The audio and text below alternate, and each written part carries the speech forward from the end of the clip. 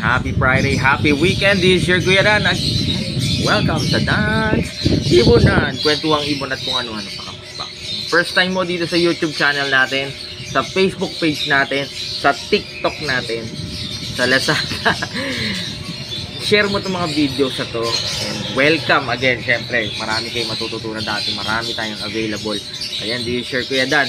And sa lahat ng gusto mag-order sa mga items, mga pagkain, mga accessories, so available yan po sa TikTok store natin, sa Shopee store natin. So nandiyan po sa caption yung mga link na para makapag-connect tayo. Yan, again, pwede po kayong dumapo rito sa place po natin from Monday to Saturday. Located po tayo sa 37 Consuelo Street, Marulas, Valenzuela City. Yan, from 8 AM hanggang 8 PM po ng gabi, pwede sagot ni Kuya Dan ang hot coffee, yun o.